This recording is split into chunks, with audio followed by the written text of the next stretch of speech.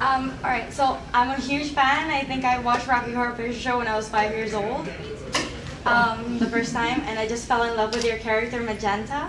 How extraordinary. It's like, I absolutely adored her. I actually went, when I was 6 years old, my mom actually dressed me up as a tiny version of Magenta with the red hair and the lipstick, and I was like, my mom has very questionable parenting skills. Did your mother obviously liked Rocky Horror? My mother loved Rocky Horror Picture Show. She went for Halloween, the midnight showing every year. She took me the first time when I turned 18 because you got to be 18 in order to go.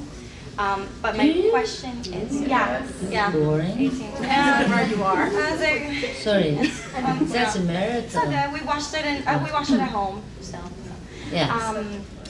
And for the past year, I've been watching it basically every weekend that I have nothing to do outside of work. So I know all the songs. Too. My question is, why did they take out superheroes in the American version? Why did they do that? Because I loved it so much. Why was it in the English version? Well, it wasn't in the American version. The U.S. version, it wasn't superheroes. The ending, it didn't make the cut apparently. I'm sorry. What is it in? It's in the UK version, but not the US version.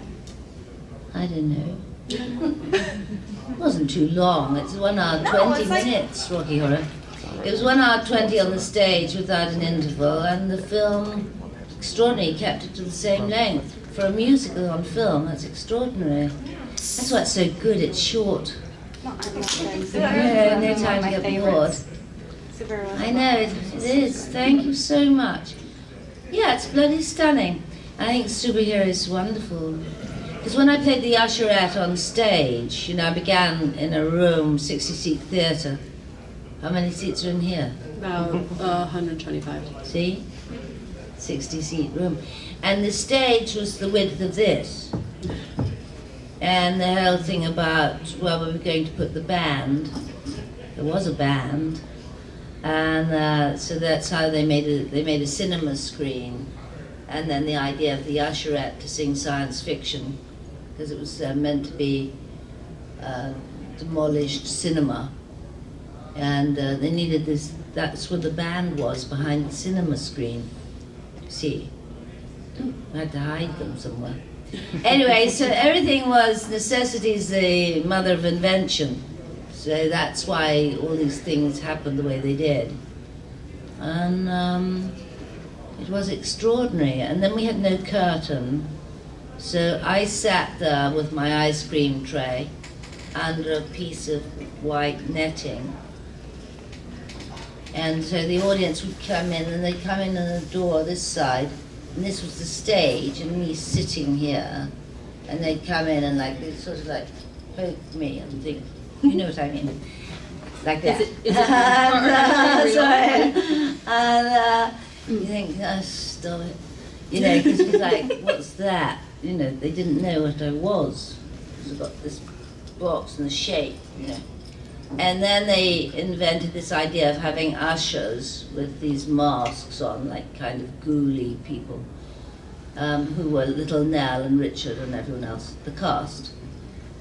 I don't think Tim Curry was an usher. He was putting on his fishnets.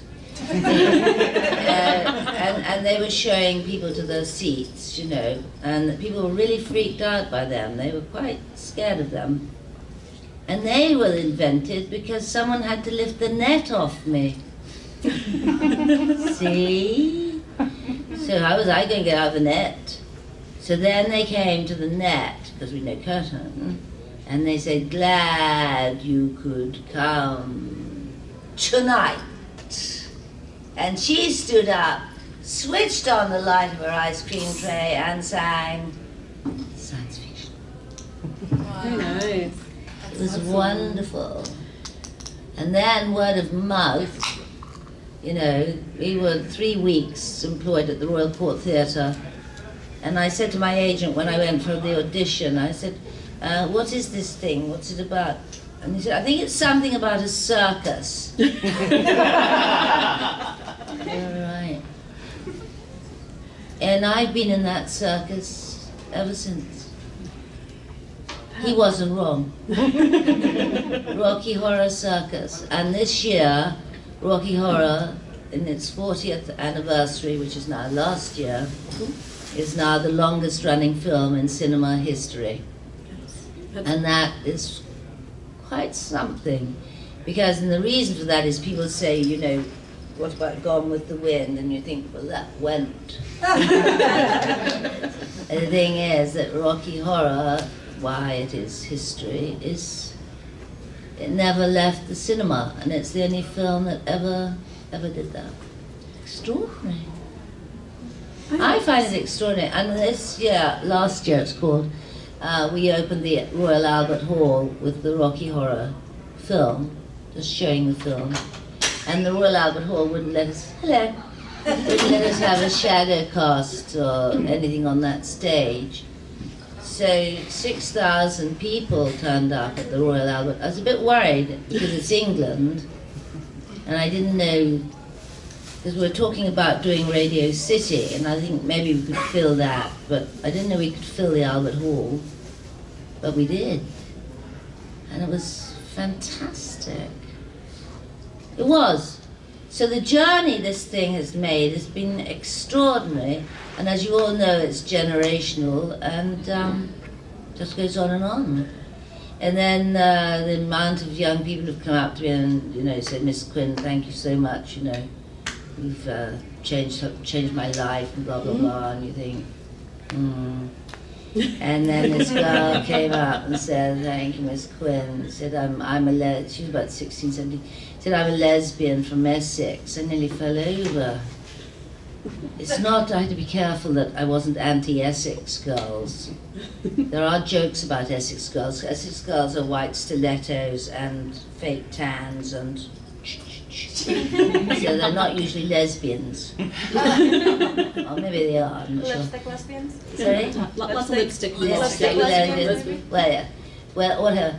And so I was a bit worried, and then the word lesbian, I thought, oh, no, I'm not anti-lesbians. I had to be very careful being politically correct these days. You have to be careful. Anyway, so that was it.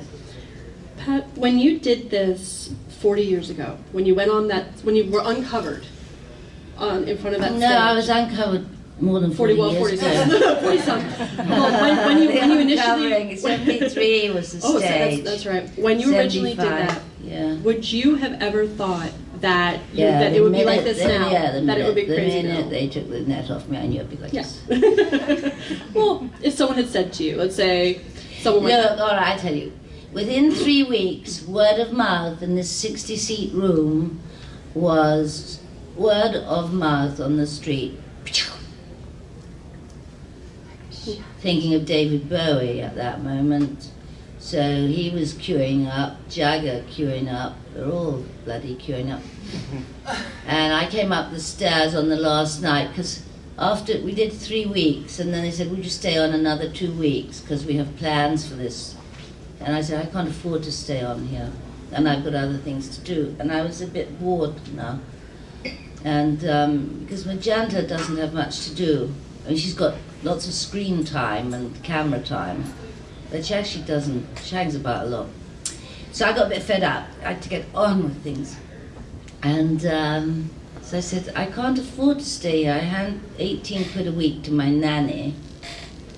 I said, I can't afford to stay in your show. He said, well, it's just another 2 weeks and then we want to move it. We'll transfer it. We want to find a venue for it. So we stayed on another 2 weeks, so that was 5 weeks at £18 a week, which I gave to the nanny. And on the last night, on the 5th week, Jagger, Elliot Gould, and Bianca in her white suit and cane was propping up the bar at the Royal Court. And I was quite late, and I ran up the stairs, because we had to come in that way to go up the stairs to the upstairs theatre. And I got into the dressing room. We shared, it was the office. We didn't have a dressing room. It was the office. So everyone just changed in the office. And there's a strange atmosphere in there. And I said, Jagger's in! I mean, I walked past him so cool. I mean, I didn't notice him. He's in! Ah! You know, and then I ran downstairs to the ladies' loo and gents' loo where I used to change into my suspenders and whatever, because I was a bit prudish and didn't change in front of the others in the office. And so I was in, I think maybe lots of people know this story, and I was in the loos and someone was in the shower and that person was going, oh, oh. So who's that? And he said, it's Raina. That was Rocky. I said, oh. I said, what's the matter with you? And he said, oh, I got glitter under my foreskin and my... Oh, wow. Blown up. And he was dousing it. And I said, oh. I don't want to see it. And so I thought, oh, what does it mean? So that's when I come into the room, because Tim Curry and everyone was sitting there. When I said Jagger's in, you know, they were all like, I thought, oh. So I went back up and Nell was saying, I'll play Rocky. That's me being Nell. With an Australian accent. You did that real well, too. Thanks. Well done. Well played. Well played. Anyway, and I thought, oh, shut up. I thought, because if he can't go on, we can go home. And it was the last night. And of course, Tim Curry was fit to be tied because Jagger was in. And Jim Sharman said, no, no show.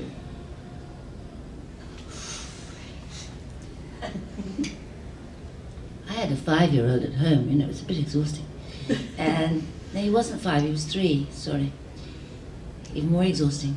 And so I thought, oh, I don't have to do it. So I get changed again.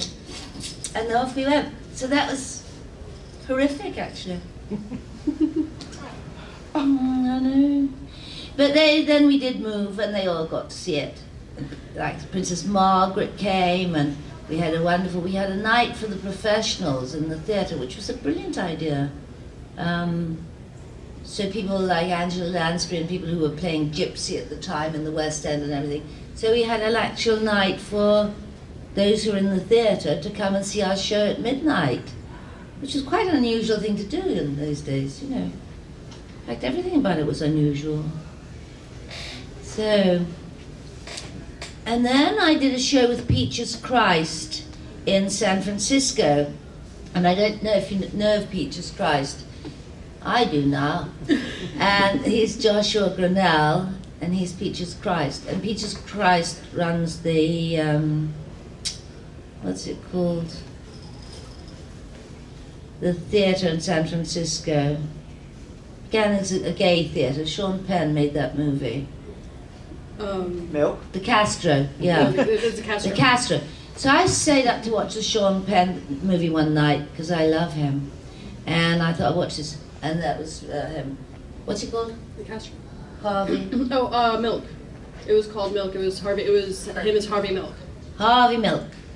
So Harvey Milk started the Castro Theatre. And then Peaches Christ gets in touch with me and says, will you come and we'll do an homage to Magenta? I thought, he's the guy who runs the Castro Theatre. How fantastic. So all of that, and I thought, I've just seen that. So I went to join Peaches, but the Castro wasn't big enough for what we had to do. Because Peaches actually, for some reason unknown, I don't know why, couldn't hire the movie. And Fox sometimes are very tricky about all of that. And anyway, so he couldn't hire it. So he said, I'll do the show. I said, oh dear, don't do that. I thought, that won't be any good. Because that ain't easy to do. That's a very big job. And I said, but what you can do is you can go on Amazon and you can get the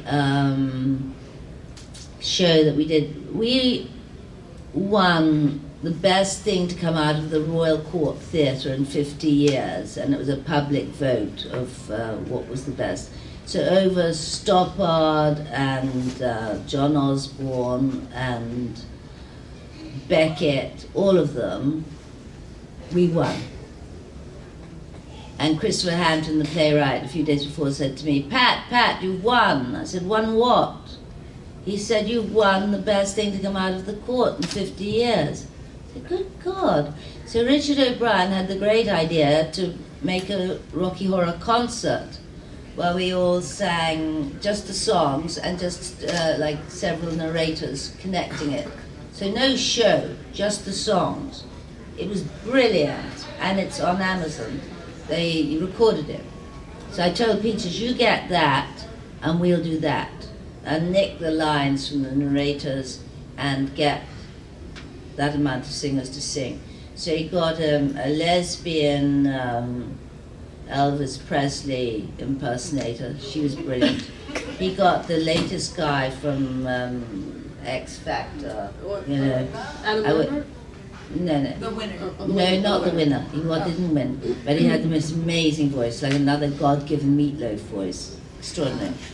And so then I joined them in San Francisco, and we went to rehearsals very seriously. Like there were girls doing ballet in the next rehearsal room, proper rehearsal rooms, and everyone coming in with a bottle of water, like singers do. And I thought, oh, this is serious. And so everyone's rehearsing their songs, and I had to sing science fiction. And he said, and Pat, would you do the time warp, you know, in your spacesuit, if we had sort of dry ice in the spacesuit? And Pat said, no. I said, I'll sing science fiction at the beginning, and I'll sing it at the end. Because that's what I mean about the circus. I can go anywhere in the world where Rocky Horror is playing, and it always is playing, in Europe and Australia, wherever, and I can just arrive, walk into the show, sing science fiction in my own clothes, just drop in, and then be given a bouquet and leave. It's been brilliant because I can do that anywhere I go, because I don't have to join the show, I just have to sing the opening number, and so I don't interfere with the production. And I thought, I'm a bit like Maria Callas, dropping in to do her aria and leaving. And I ended up it was in Milan, and I was doing the National Theatre of Milan, Rocky Horror was on, and the cast were American, Italian, very mixed, all nationalities. And I went to the National Theatre of Milan to sing my song. And we arrive at the National Theatre of Milan, and it's in the square of Magenta, the National Theatre of Milan, and across the road is La Scala. So there's Miss Callas's theatre, and this is Miss Quinn's theatre. I thought, good God, the coincidence of this is unbelievable. Because there was the Battle of Magenta, with I think the Italians and French, because in France they have the Boulevard of Magenta. So now we're in the square of Magenta. And I thought it's a bit like Amadeus, it's a bit like, you know, Mozart was there with the king, and Simon Callow's theatre was for the common people, like the Variety Hall. I thought, I'm in the common people's theatre, and there's La Scala. You know, extraordinary. So just the experiences I've had with Rocky Horror has taken me around the world, and it's been very good to me. Not financially, sadly. The Fox was very greedy. But anyway, it wasn't meant to be, so it's all right. I'm still here talking about it. Well, I have to make a living. And but it's great. It's been fantastic. Anyone have any questions? Sally. What was it like working with Rob Zombie? Who? Rob Zombie? Yeah. Someone said to me, this is a random question, Miss Quinn, and I said, I didn't do random next. Sorry, wasn't that horrible? Rob Zombie is adorable. And he's total Rocky Horror fan. Not that I knew that, because I didn't know who he was. And so I got a straight letter from casting people in LA saying Rob Zombie would like Miss Quinn to play the role of Megan in The Lords of Salem. And I said, who's Rob Zombie?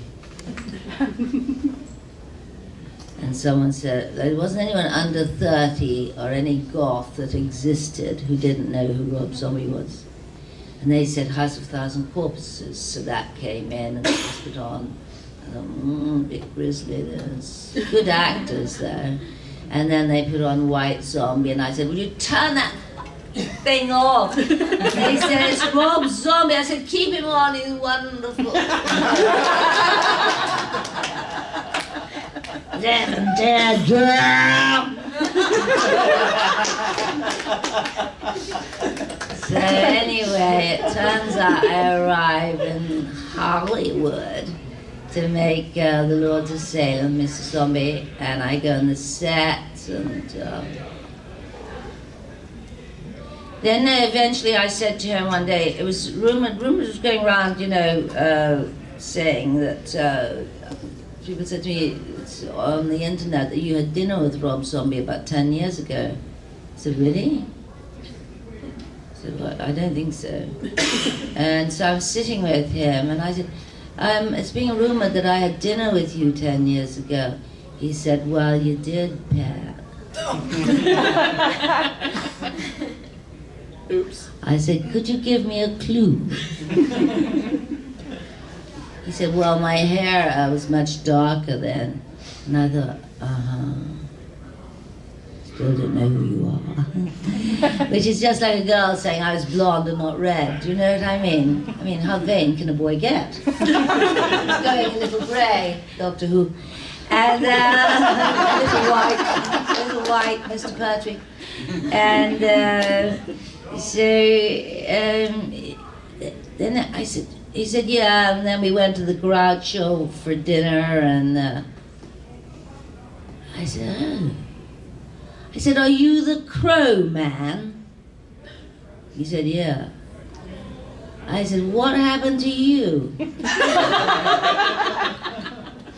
Because I was told by casting director Jeremy Zinnemann, not Rob Zombie, these two American guys specifically wanted to see Richard O'Brien, Patricia Quinn, and Christopher Lee. And I thought, that sounds interesting. So I met these two guys at an hotel in London and chatted about The Crow, a remake of The Crow, a film I hadn't seen. And then we went to dinner at the Groucho Club, which was all very nice. And he said, I never made it, Pat, never got made. I thought, oh. I thought, well, at least you're constant. You know, it's 10, 15 years later, and I'm in this film. That was quite nice. Don't you think? Yeah. So that was all right. And then he brought in photos the next day of him and me outside the Groucho, and I'm in my fake white fur coat because it was winter, and he's looking camera with his darker hair, and doing that. And I thought, what's that? And I'm looking at him as if I'm in love. Oh, I think it was the champagne. And then I said to Sherry Zombie, who was walking up and down, because she'd seen so many scenes, I said, I had dinner with your husband in London over 10 years ago. And she said, what? I thought, oh shit, what have I done now? And then I thought, and why didn't he tell her?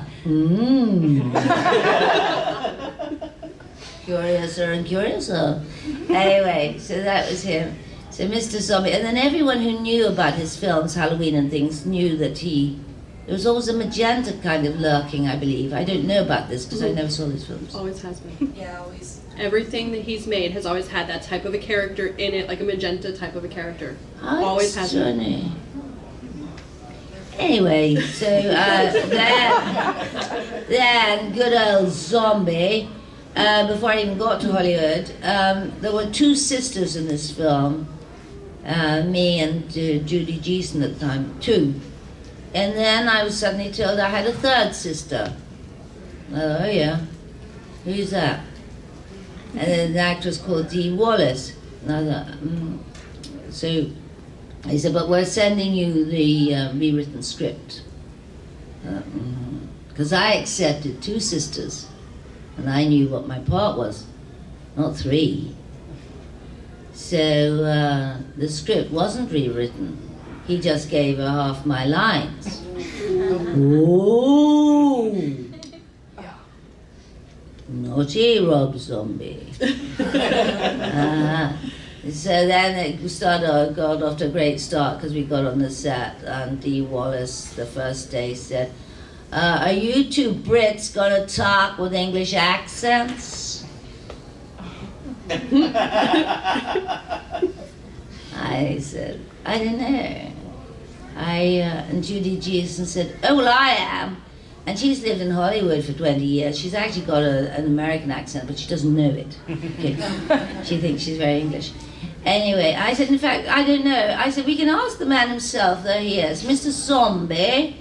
Yes. Are we using English accents, or... He said, well, I only hired you for the voice.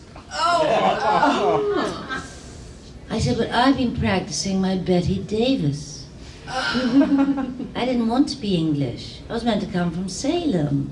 I don't know how they talk there, but you know, I wanted to be American because I've been American in plays, but not in the cinema. We're not talking about Rocky Horror, are we? Anyway, Zombie invited me to the O2 Center to see White Zombie, and now he's got his air guitarist, and he's got the Lords of Salem on the video, and I thought, shit, we're up there, it's fantastic. I mean, it was stunning, because that man is a showman, you know, and I'm not an heavy metal girl, but I am now. Yes. So my band is Snow Patrol, which is my nephew. But I thought after Zombie, I won't be going back to the O2 to see Snow Patrol. I don't really mean that, but you know what I mean? Because he's such a whatever. But then he's just brought out another whatever you call it, CD. He's just written another album. Zombie, because I got this email saying, you zombie motherfuckers. I thought, it must mean me. So from one motherfucker to the other, I'm thrilled for you. Anyway, he's great. That's the answer to that. Short and sweet. Yeah, Dee Wallace. Not only did she take my bloody line, she took my murder. She took your murder? Yeah, well, they must have hatched it between them, but I was going in and I thought, how is that knife going to work? You know, because I get the knife from under by the record player and I do him in, and I've never killed anyone before in a film. Only in life.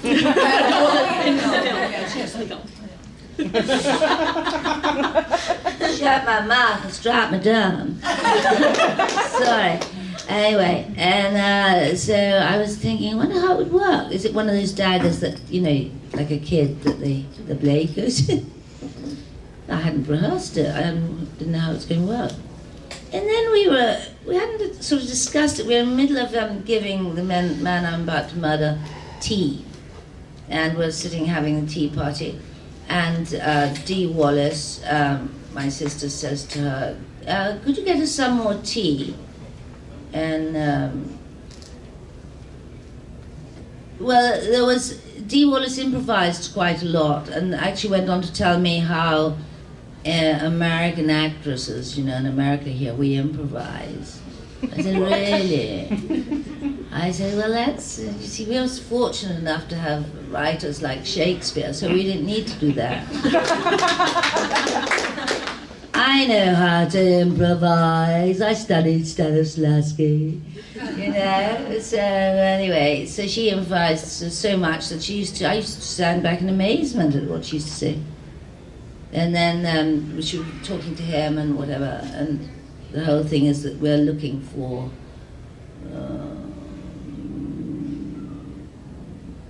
the devil's children. We're looking for the Salem witches. I don't know if you've ever seen this film.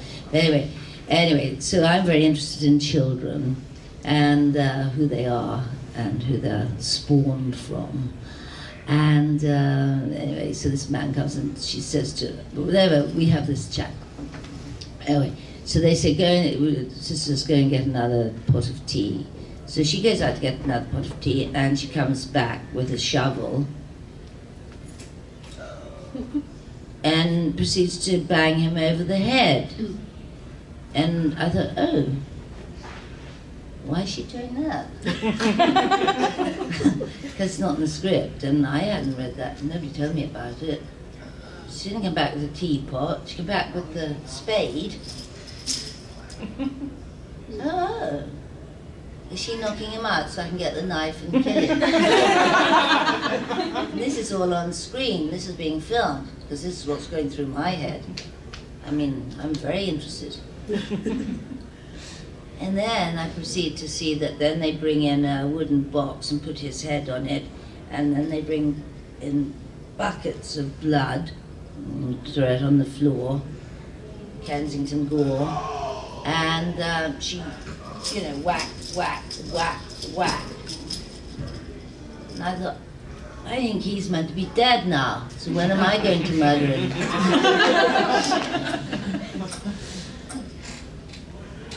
So I just watched this, quite bemused, cameras rolling,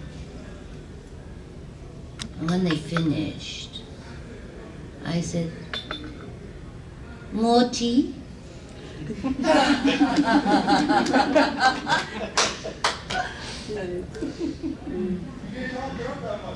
Took my murder. Nobody told me. I just thought, well, I'm ready to walk from this film. I don't know why you bothered to bring me from London to do this. Ridiculous. Wasted. Anything else? Anybody else? Just got to be questions. Who's this man? This is one of our photographers. Oh, I love photographers. You have such an amazing body of work. You've done so many different Oh, you things. can say body. Gosh, sorry. Oh, that too. You do. Done that as too. well. You do. As I look wonderful. Sorry? You look wonderful as well. Oh, thank you. Amazing body. Body of work, yeah. Amazing body of work. And I know we have a Doctor Who fan in the house. Go. He gives it away. I know. How much fun was it to be in Doctor Who as well? Was it fun? How was it? No, it was really disappointing. Oh. I sound miserable. No, the whole thing is that an actress in London, you have to do a Doctor Who. You know, that's part of the course. And so to play the villainess in Doctor Who is, you know, usually kind of, not Doctor Who's today, but Doctor Who when I did it. That was the 80s, I think. And but she came from Iceworld, and she was dressed as in a white policeman's outfit with a kind of white policeman's helmet. And I thought, oh no.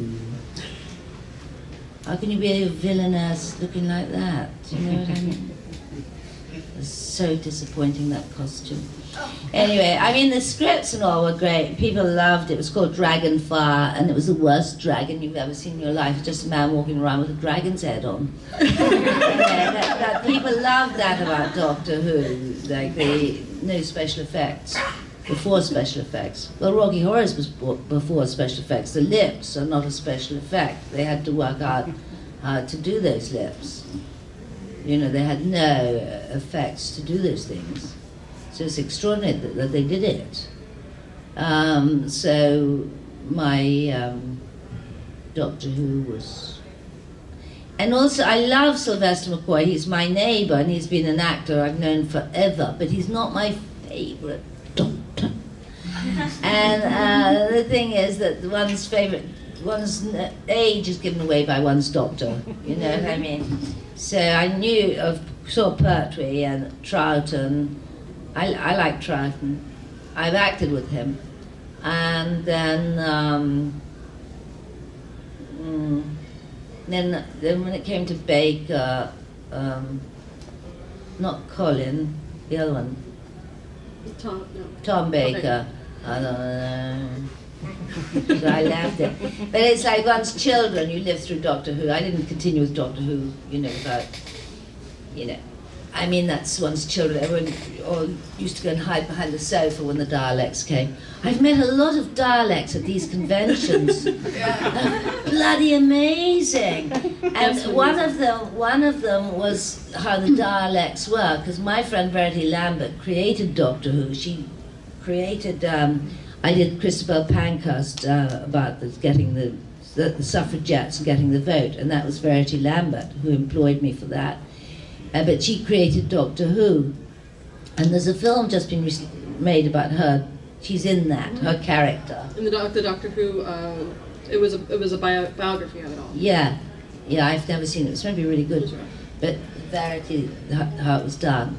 So one of these, you know, these kids have fathers who build these Daleks, and this Dalek, there was a kid in it, you know, a little boy going in it. He was manipulating the thing. So he took the lid off, and I said, "Oh, hello." And I said, "Can I?" Because the microphone is specialised so that you do because the microphone distorts your voice. So I was doing a lot of that with him, and that's how they worked, the Daleks, how they did them. But then other people have built them that they go by themselves. And I met this wonderful Dalek, a golden one, and he sang Happy Birthday to me. And then he said, "Look into my eye," and then this thing went round, you know, the eye sticking out, and I went, "Ah!" You know, I mean, and it's great because my grandkids can't believe it, because I said, you know, Harry and Charlie and Jessie won't believe that I met you. So they like their names being mentioned. Yeah. But this Dalek, they're brilliant. Fantastic work they're making, fantastic. But then there's R2-D2s and things. Yeah. There's none here. Not yet. Not yet. We have 2 more days of this con. I'm sure Oh, there yeah. will be a few. Wait till tomorrow. Wait till tomorrow. Okay. I think she has a question. Yes. What was your favorite scene to shoot in Rocky, and why? Yeah, I know. No. I don't have a favorite. What's that? R2D2. Oh, and R2. Oh, there he is. See, he's lovely. Oh, lovely. That's adorable. No, I don't have a favorite. That's my room. It's all my favorite. It's just, it's great. It's almost like asking which child's your favorite. Yeah. Oh no, I know that. But he got one. No, that's It's, easy. yeah. I don't like him. Someone said to me, they did an interview with me, someone wrote a play, Patricia Quinn Saved My Life. It's quite brilliant, actually. And there's 3 Patricia Quinns, I think 3. There's Patricia Quinn, Lady Stevens, that's her in real life. There's Patricia Quinn, Playboy Bunny. And there's Patricia Quinn, Magenta. That's 3. But then I can be in it too, the real Patricia Quinn.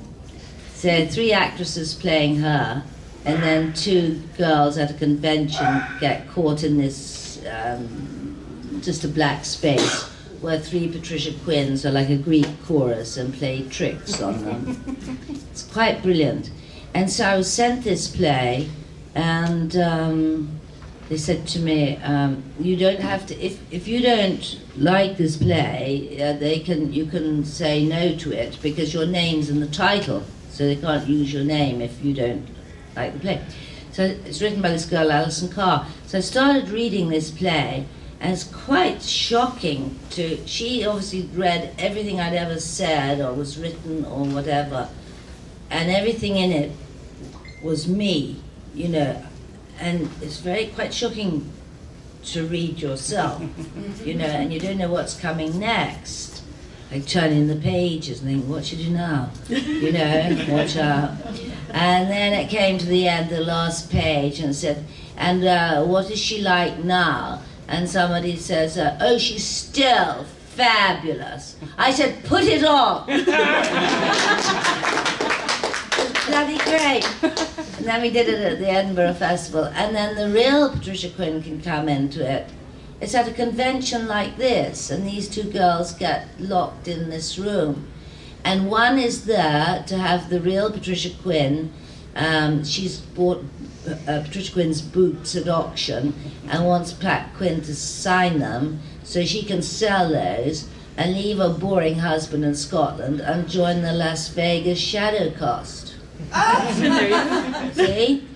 It's like real life, this play. Yeah, and the other girl's not really interested in Rocky Horror at all, but she's just grabbed a lab coat and thinks, you know, it's like Brad. But anyway, that's what it's about. And then the real Patricia comes in to sign the boots. But I've had things like that at conventions.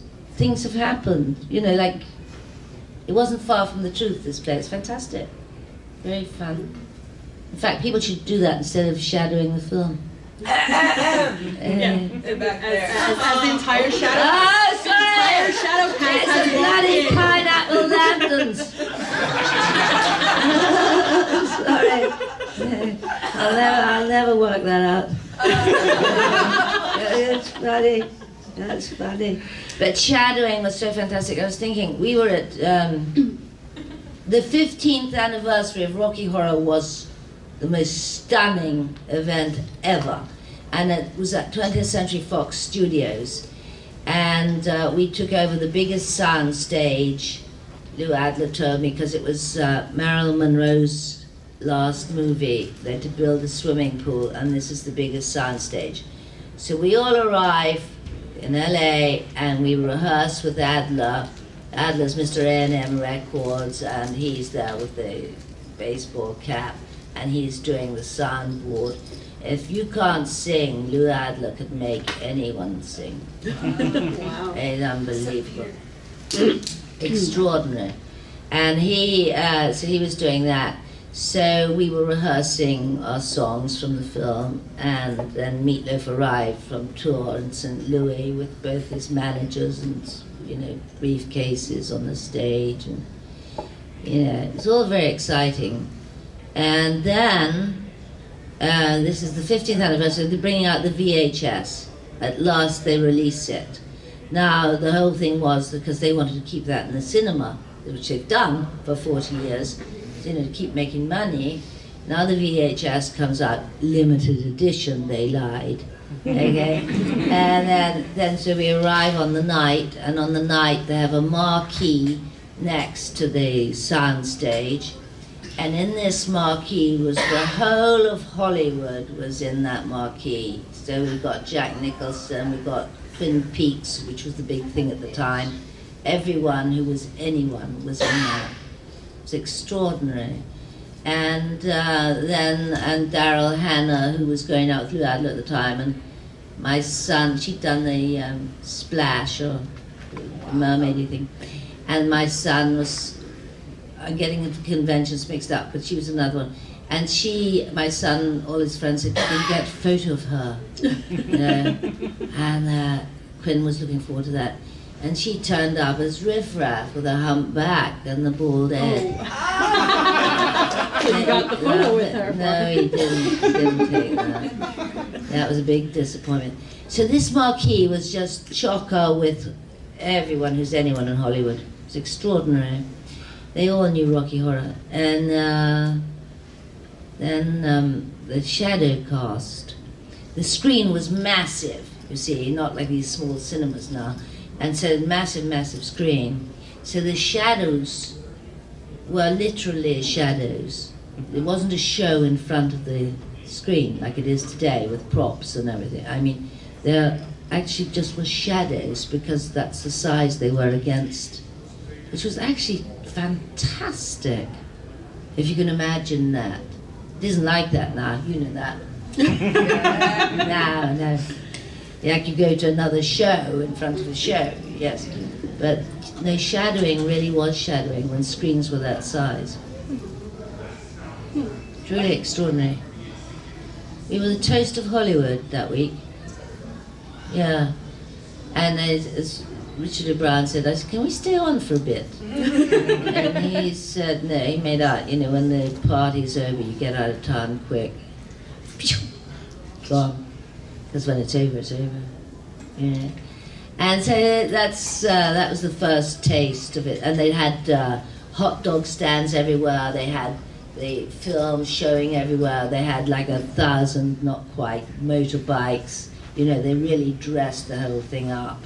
And that was the beginning of Fox throwing money at this film. Mm.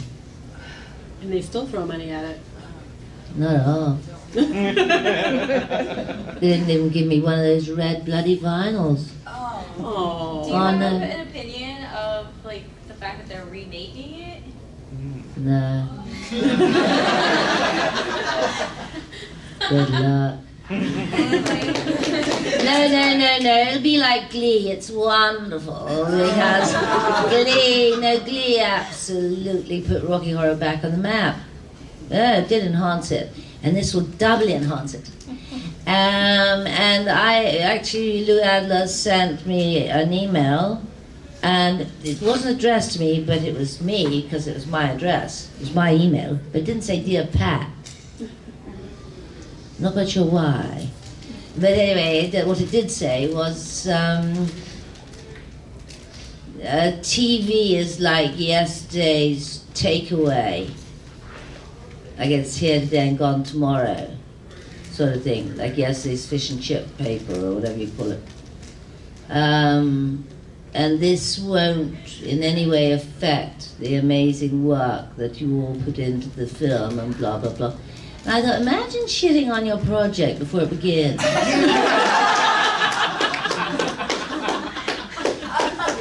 Oh, ye of little faith. And he said, and what it is for the Brads and Janets who cannot be at the cinema.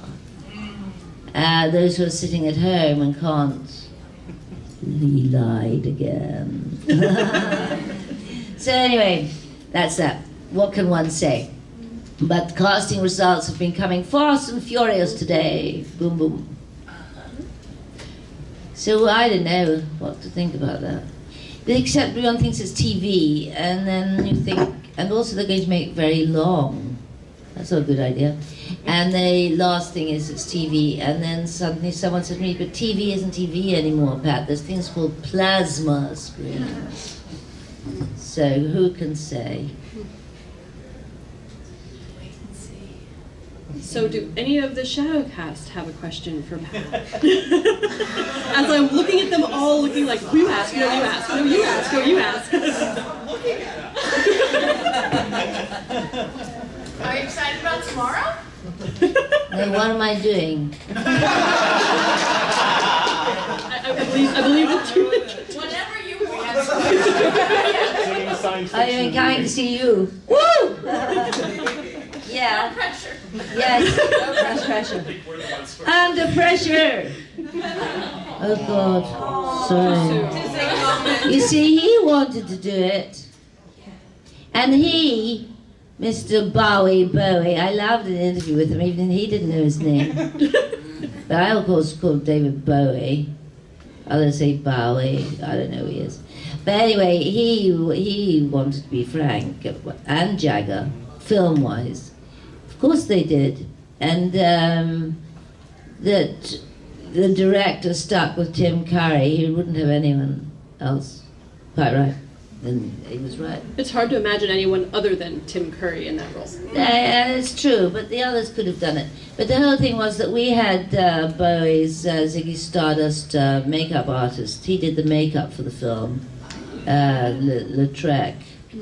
And I thought, oh God, he'll be amazing. He'll make me look stunning. I mean, and he looked at me and said, oh, this one, just the eyes and the mouth. I thought, what about my bone structure? And, you know, so white, get white, put it all up. Eyes and mouth, 2 up, 1 down. The eyelashes, because that was a brilliant idea to have them underneath as well. Quite a long day working in them, you know. So that was that. But then the faces, you see, in the floor show, that's him. And he didn't do it. I mean, he left the instructions for makeup artists to copy his. And then Tim Curry was fit to be tied because he made him look so glamorous and beautiful. And Tim Curry, when he played it on stage, woo! Oh, it was very scary. And Tim on stage, when he played Frank, did his own makeup, but badly, on purpose. You know, like drag, sort of not well done, not gorgeous. And Curry couldn't get to grips with being gorgeous. He thought, this isn't the image I want for him. But in the end, it paid off.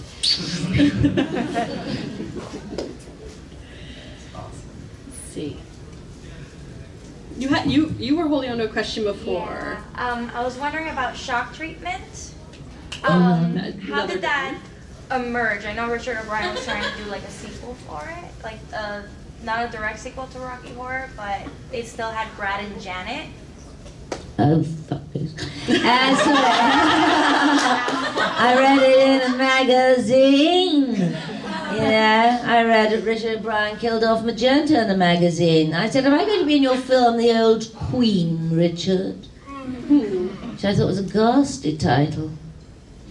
And then it was meant to be Frank was coming back to Denton and Janet was having his child, and I thought, oh, awful pregnant people. I couldn't take that, like reality of pregnancy. You know, sounded horrible to me. But anyway, and then suddenly we had this thing called shock treatment, and Richard Hartley, because they've just done it in London on the stage, to great acclaim actually, great success. And Hartley said, lots of interviews about it, and Hartley said that O'Brien went to stay in his flat for 3 weeks and came out with this written shock treatment. But shock treatment we were meant to be going to Texas to shoot it in the States, but at the time there was a writer's strike and nobody could work in America. No, nothing. So at the last minute we had to do it at Wembley Studios, which is not Texas, you know.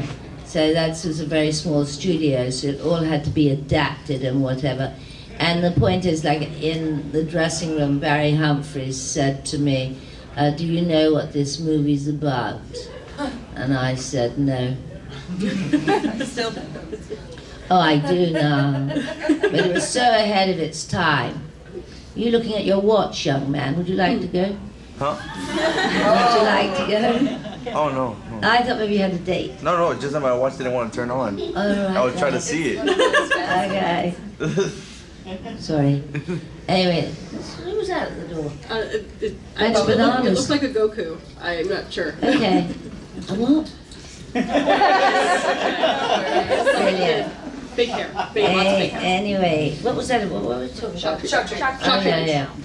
Anyway, shock treatment. Shock treatment's brilliant. And when it isn't, but the point is when we went, it is now. Because when we went to New York for the fan convention, they did shadow casted shock treatment, and it was so good. And Barry Boswick's never seen shock treatment because he's slightly about it, and he hadn't seen it. But not only had seen it, a shadow cast of shock treatment. I don't know why, but it was stunning. fantastic. And that's the thing. It's really suited for the stage, shock treatment. And they knew that. But there's been trouble over this production. It was meant to go into the West End, but it hasn't. But it should, because the music's great. But also when you see them standing, and there's this guy, Wally, who plays me. He's been playing me for years as Nation. Am I Nation? Your Nation. Yeah. Yes, your Nation. A Nation, McKinley. And Wally's brilliant. He used to be much bigger than he is now. But he's got every gesture, every hand that I do. I think, oh, it's unbelievable. So he was playing that again in New York. But that was stunning. That was a fantastic convention. It was brilliant. And then 20th Century threw some money at it because they had to. They bloody did, because we'd to go on Fox Television and everything in New York, or do all that. And they got the Ziegfeld Cinema, and the Ziegfeld Cinema in New York's stunning, because it's an Art Deco building and it's so beautiful, stunning. And they allowed the whole guns, water pistols, toilet rolls, Toast, rice, everything, everything in this beautiful, amazing cinema. And the other thing is that I've never been in that. I've always been up there. I mean, I went back to Rocky Horror on the stage 21 years later when they used to shout and do water pistols at us on the stage. So I've always been up there. I've never been in the middle of it. And suddenly I felt this water in my head. What's that?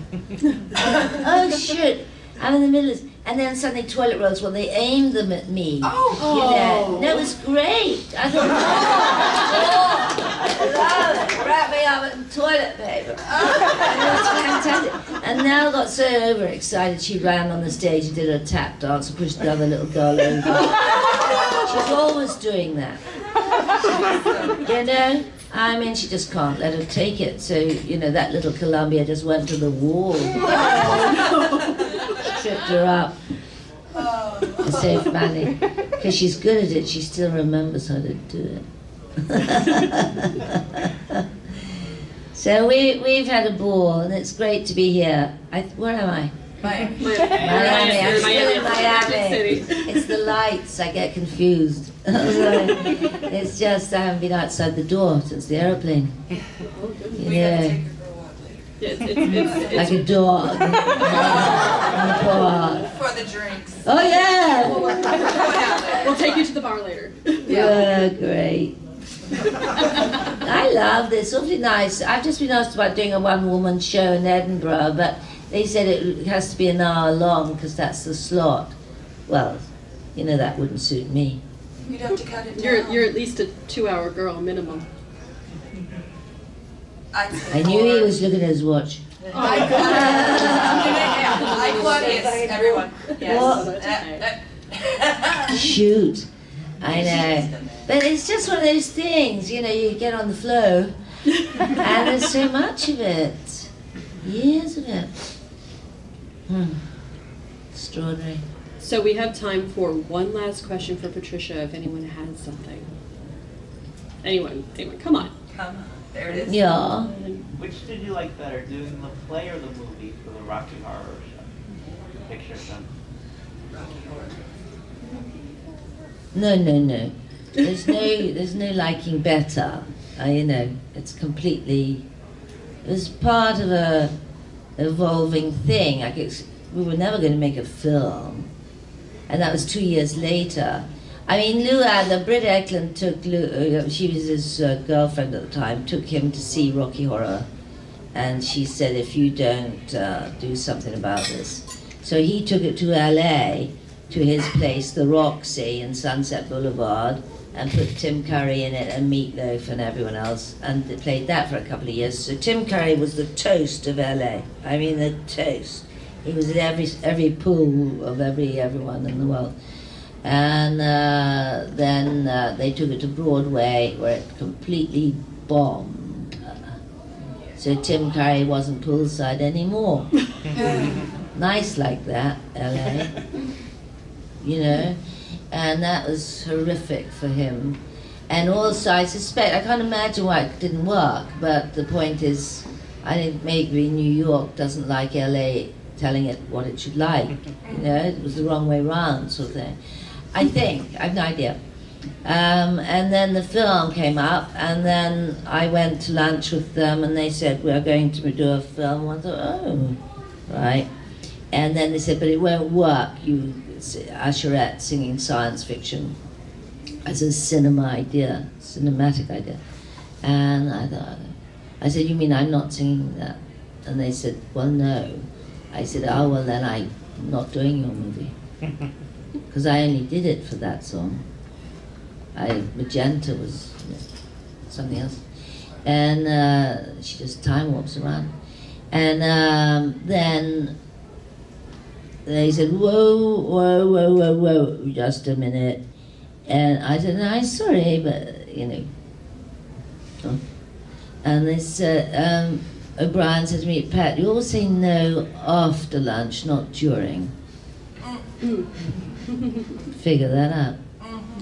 Anyway, and then they said, we'll go around to John Goldstone's house, another producer, and we want to show you sets, costumes, design, everything. So suddenly I went around there, and there was the laboratory. I'm talking about the stage was this size. I told you all that before. And we had Rocky stand on a wooden chair and do, you know, the thinker. You know what I mean? That's all we had. We had no laboratory, we had nothing. And then the motorbikes, and then things called Transylvanians. We didn't have those. And then the costumes, and I thought, oh. I said, oh, I'm doing this. Imagine! And then we got in that car going to Bray Studios, and there's Richard, Pat, and Tim sitting in the car, and Pat in the middle. And Tim says, by the way, Richard, who's singing science fiction? And Richard said, I am. I said, you must. I said, you've stolen my song. But those were still your lips on that. But no, mightn't have been. Because I personally thought they needed Shirley Bassey or someone to sing. Do you see what I mean? I thought it was going to be Goldfinger or something. But it was Richard. And then, no, then the lips was the last day, and it was a wrap. Goodbye, everyone, going home, and take your pneumonia home with you, Susan. And no. Oh, yes. And moan. And she's wonderful. And then that's what Jim Sharma said, have you seen the Man Ray lips? I said, no, I don't know. And he said, it's a painting, Man Ray, and it's the lips. Of course, I have seen it since. It's lips in the sky in Paris, overlooking the city of Paris. And it was his mistress's lips that he painted and done. And he said, well, it's this disembodied mouth. And he said, and I think you could have your mouth sing. I said, my mouth and his voice, how much?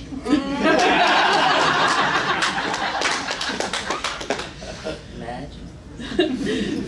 And now I've gone to the West End, and I'm doing a play Murderer, and I've got my name in lights, and everything's great, and then they ring up for the lips, and there isn't a penny left in the budget. And I go to Elstree Studios, and I'm the only person working in Elstree. It's very sad. No films being made, nothing, no work. And just me and a camera crew, and they blacked out my face and they painted the mouth. And then I started to sing it, because I know that song. And but the mouth kept going out of frame, because when you sing, you move. And so they said, take that, arc lamp out of the thing, take the lamp out and screw her in. Oh, so no, they, clamped those clamps. It worked. And then there was phone calls quite often from my husband asking for a divorce. And I said, tell him I can't talk to him at the moment, I'm clamped.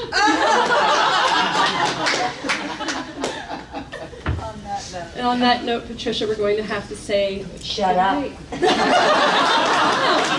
Thank you very, very much, Patricia.